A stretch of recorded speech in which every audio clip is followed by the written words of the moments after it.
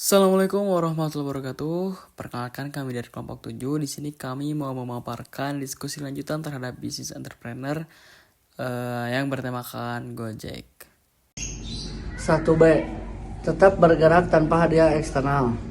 Owner atau mitra Gojek tetap bekerja meski tanpa bonus karena digerakkan oleh motivasi batin seperti tanggung jawab sosial, makna pekerjaan dan kebanggaan diri.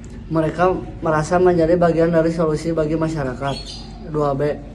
Target finansial yang melemahkan motivasi. Target yang terlalu tinggi atau hanya berfokus pada uang membuat mitra merasa tertekan dan kehilangan makna. Jika bonus sulit dicapai atau sistem berubah terus, semangat kerja menurun karena usaha tidak sebanding hasil. 3. Peran komunitas dan mentor Gojek. Komunitas dan mentor sangat penting sebagai penopang semangat dan solidaritas. Melalui kegiatan sosial dan dukungan sesama, mitra merasa dihargai dan termotivasi. 1A.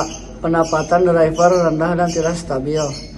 Banyak mitra sulit memenuhi kebutuhan hidup karena skema insentif dan jam kerja fluktuatif. Nadiem Makarim sebagai owner Gojek berpendapat bahwa Gojek akan menjadi platform yang berdampak bagi sosial dan menjadikan mitra dan UMKM untuk tumbuh bersama melalui teknologi yang inklusif.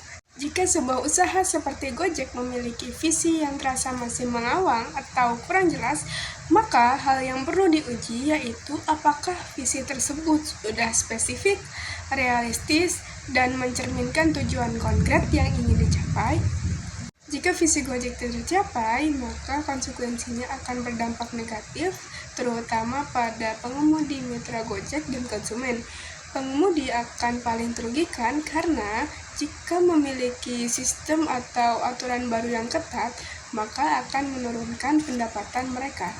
Jika bisnis sukses besar, maka nilai apa yang tetap tidak boleh dikompromikan dan mengapa? Nah, jika bisnis tersebut sukses besar, maka hal yang tidak boleh dikompromikan yaitu dalam etika bisnis, seperti contohnya kejujuran, integritas, dan pemenuhan janji.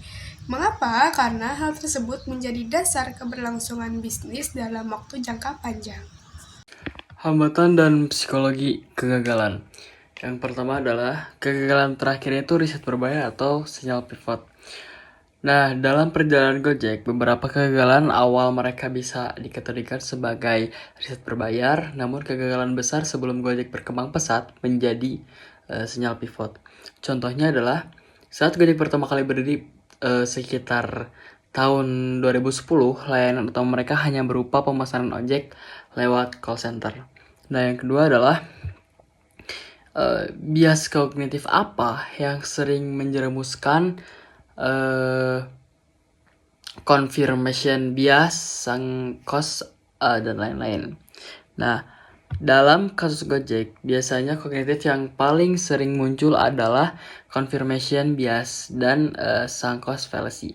Pada awalnya, Gojek terlalu yakin bahwa sistem call center untuk memesan ojek sudah tepat, sehingga mereka mengabaikan tanda bahwa model itu sulit berkembang, atau confirmation bias.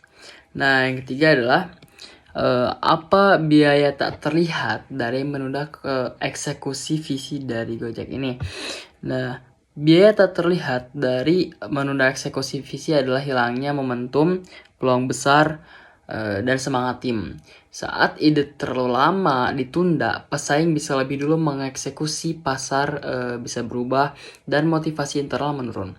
Dalam konteks Gojek ini, jika mereka terlalu lama menunda peluncuran aplikasi digital, mereka mungkin kehilangan posisi sebagai pelopor dan kesempatan membangun. Nah, selanjutnya, tanpa menyebut uang, apa indikator atau kemajuan yang ingin dilihat dalam 6 bulan ke depan dari si Gojek ini? Nah, indikator kemajuan tanpa melihat uang bisa berupa pertumbuhan jumlah penggunaan aktif, yaitu peningkatan kepuasan pelanggan, efisiensi operasional, dan juga kekompakan tim. Nah, dalam 6 bulan ini, kemajuan juga bisa diukur dari seberapa cepat ini diwujudkan menjadi produk nyata, tingkat adopsi pasar, atau peningkatan kualitas layanan bagi Gojek. Misalnya, indikatornya bisa berupa meningkatnya jumlah mitra yang bergabung dan pengalaman pengguna yang makin baik dari para konsumen dari Gojek ini. Terima kasih kepada kalian yang udah nonton, nyimak, dan mendengarkan presentasi ini. Sekian dari kami. Wassalamualaikum warahmatullahi wabarakatuh.